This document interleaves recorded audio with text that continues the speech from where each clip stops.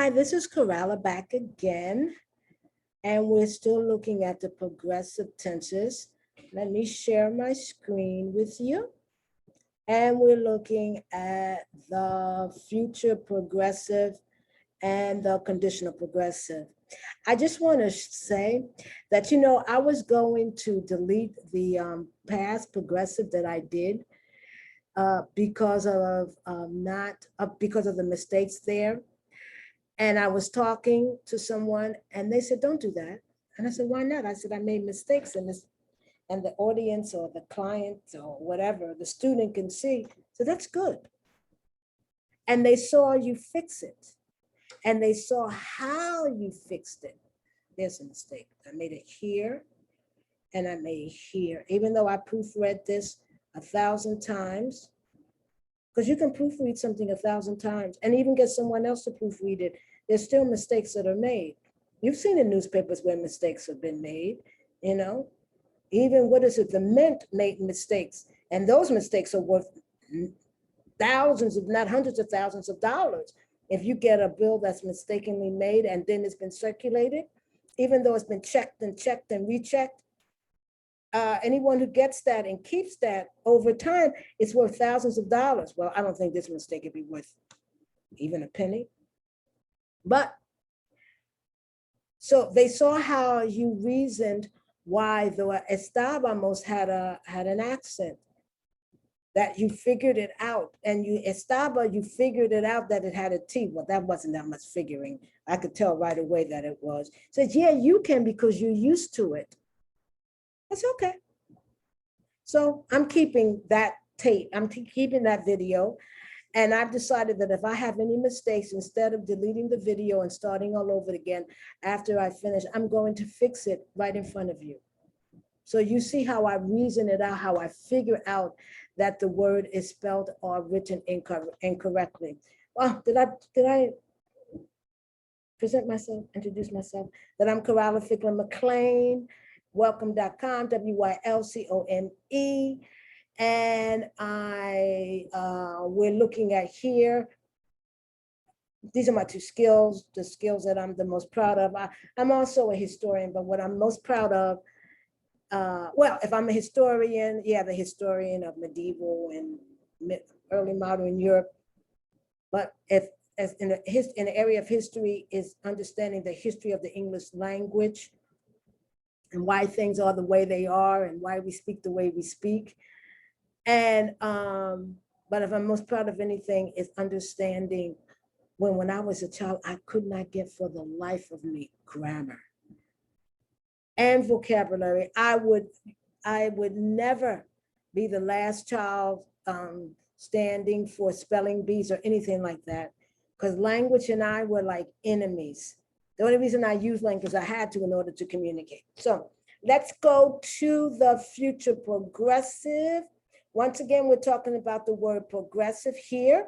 The word progressive means the verb to be. Future just telling you in what tense, in which tense. So it's the future of the verb to be. I will be calling you tomorrow.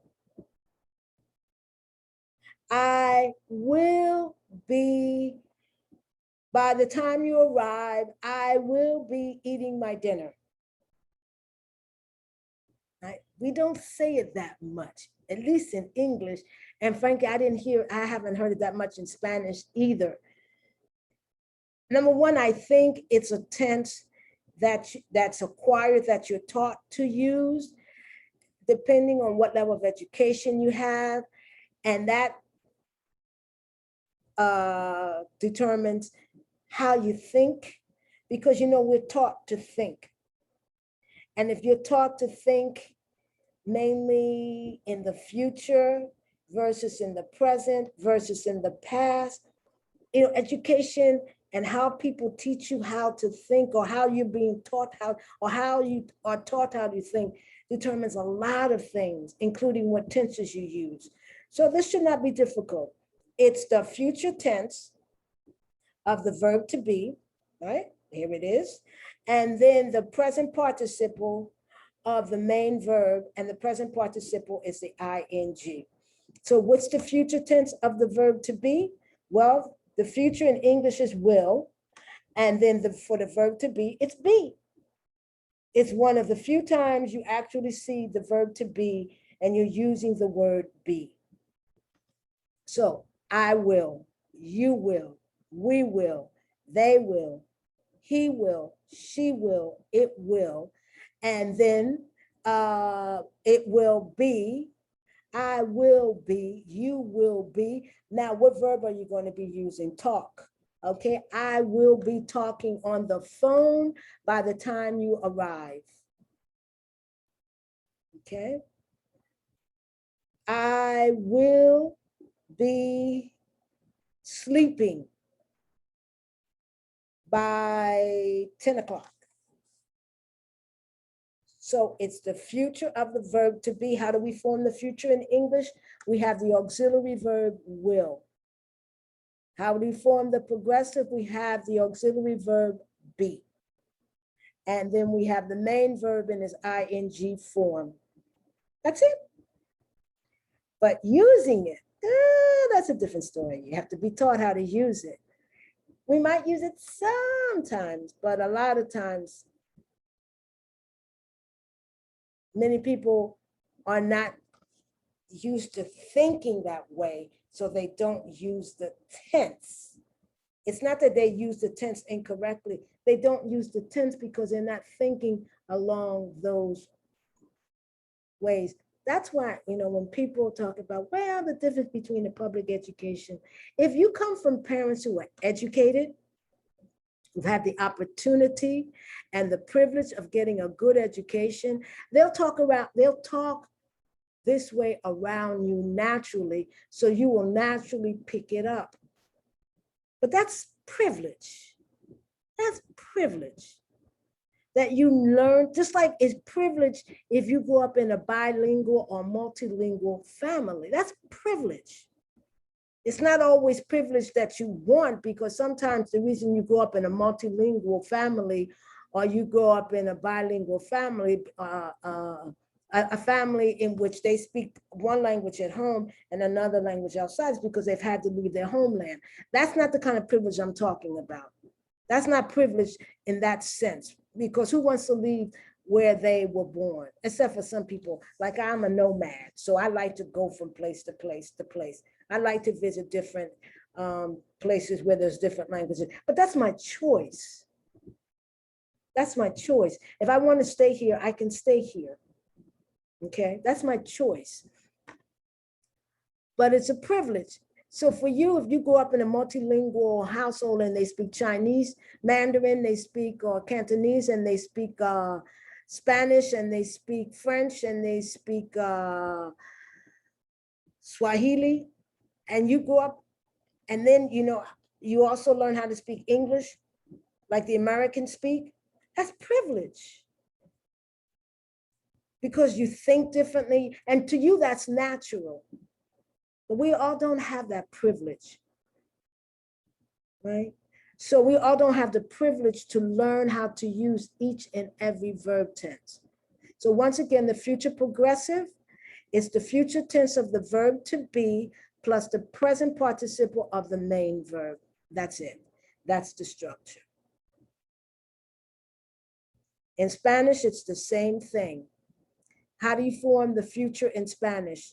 You have the entire verb estar, the entire verb, including the AR. Estar is ESTAR, the entire verb. You can see here, forget the accent E. It's the entire verb. Let me just highlight that for you here. You see? It's the whole verb, estar. And then you add the endings, and the endings are, let me just show you through color. The endings are a,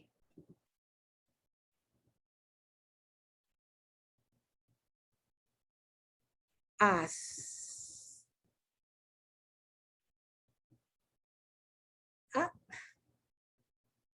a,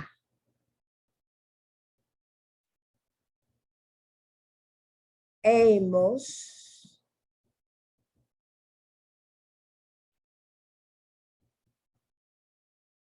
an.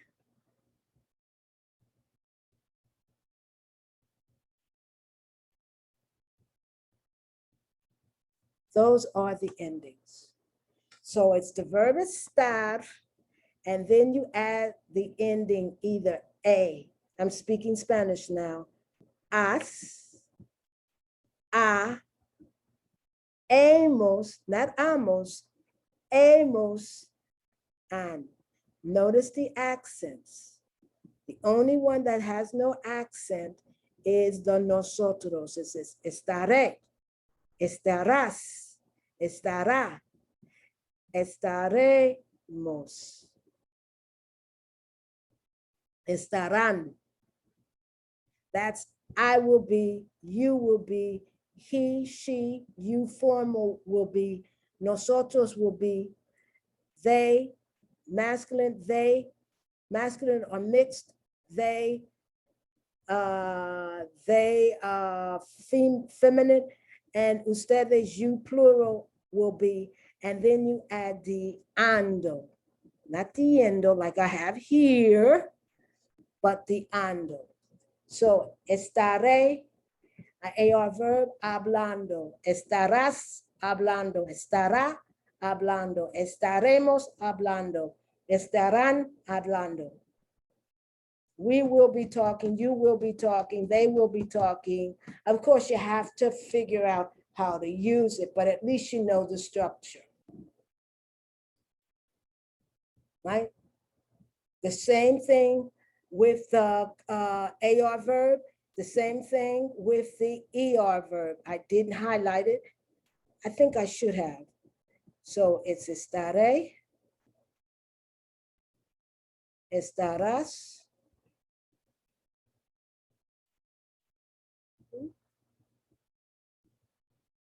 estará, and those accents are important, very important. Estaremos, it's the whole verb, and then the endings.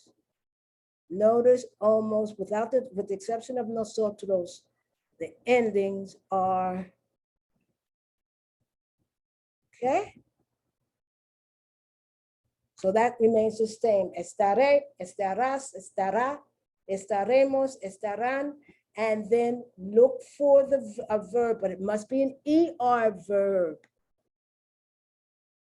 And once again, comer is an example, take off that ER and then add the IEND, yendo. Estaré comiendo, estarás comiendo, estará comiendo, estaremos comiendo, estarán comiendo. Same thing for the IR verb, futuro progresivo. Okay, I'm not going to highlight it now, but it's the estaré, highlighted. Estarás, as, highlighted. Estará, highlighted. Estaremos, highlighted. Estarán, highlighted. Be up. Look at that. Like I said, you can do it 1,000 times and still. There we go. Yendo. Let me make sure I have that. Yes. Yendo. Yendo. So I will be living, you will be living, they will be living, he, she, it will be living. In Spanish, to make the future, you have the whole verb, the entire verb, the AR ending, the IR ending, the ER ending, and then you add a. You add a. Might as well do it. As.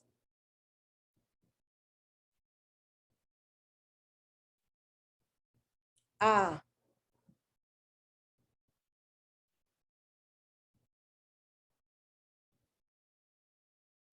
Hemos.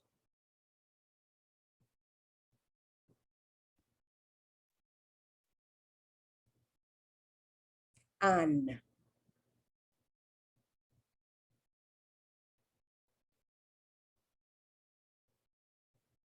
So you see estar, that's the entire verb, that's the infinitive. That is not the simple form, it's the infinitive, estar.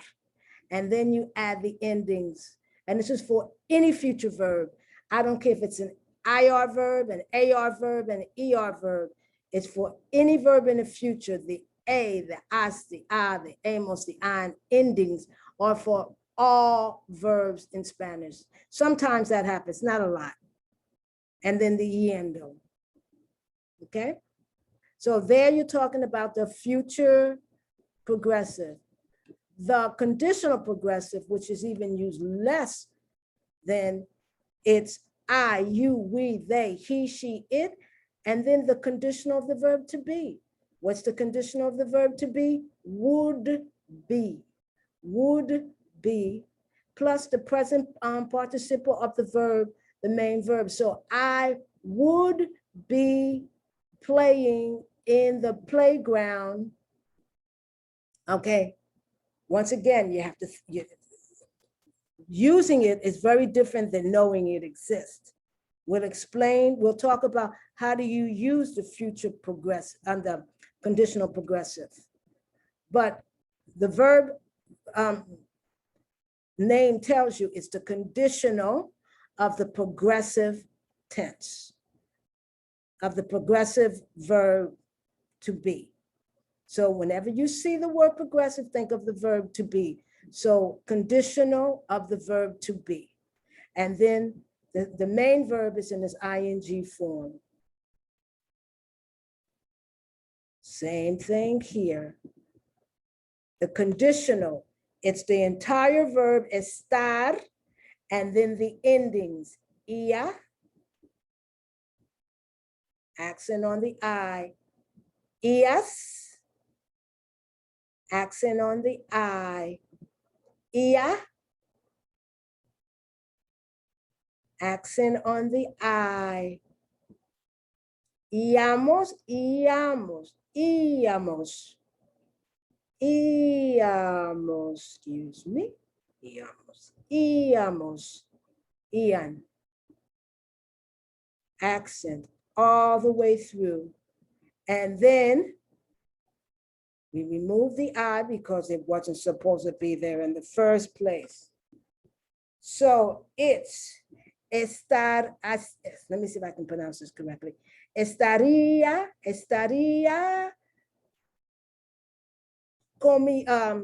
hablando. Estarías hablando. Estaría hablando. Estaríamos hablando. Estarían hablando. Okay. This is the conditional of the verb estar, which is the verb to be, and then the present participle of the main verb. And look how you do the conditional in Spanish. You don't add a new word like in English, you add would. You add a new word like you do. You do not add a new word like you do in English. The new word in English is would. You add a new ending. So estaría, estarías, estaría, estaríamos, estarían. I kind of wish I hadn't had that estaríamos correctly, and then I could show you how I figured out where the accent goes. Okay, but you know, have it correct, have it incorrect, as long as it helps you to understand. Okay, so that's the AR, and it's the ando, so estaría hablando. ER, same thing. I didn't highlight it, but it's estaría, highlighted ia, estarías, highlighted ias, estaría, highlighted ia, estaríamos, highlighted íamos, and estarían, highlighted ian, and for the main verb, it's the yendo, comiendo. Get rid of the ER and then add the IEND, EANA day. Okay. I would be eating. Okay. Let's do the IR condition because this tape is running a little bit long. IR, once again, estaría, estarías, estaría, estaríamos, estarían, and the yendo, viviendo, viviendo, estaría viviendo, estarías viviendo, estaría viviendo, estaríamos viviendo, estarían viviendo. Those are the progressive tenses. You have the present progressive, the past progressive, the future progressive, and the conditional progressive. But we're still not finished with the tenses yet. We're not even half finished. And as far as Spanish is concerned, we're still in the beginning. Spanish has more tenses, more moves than English does. So, running a little bit long, so I want to thank you, Corrala Ficklin McLean. Welcome, WYLCONE.com.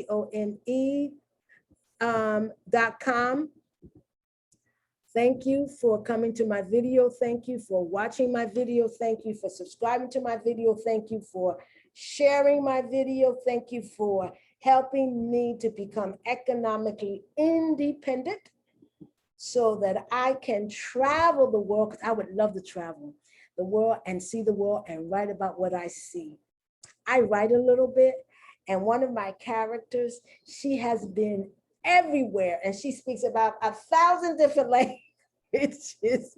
I guess that's my wish. If I could have been born in a different time, in a different place, I would have loved to travel and to be able to speak, let's say 5 or 6 or 7 different languages and meet people from all different backgrounds and all different cultures and live in all different cultures. It would have been fantastic.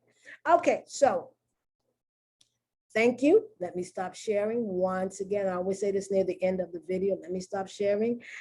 Once again, one of my little hairs. You know, there's one thing about, it's good having dreads, but sometimes once they start getting real long, they have a mind of their own. So thank you very much. Have a good day, and I wish you peace. Bye-bye.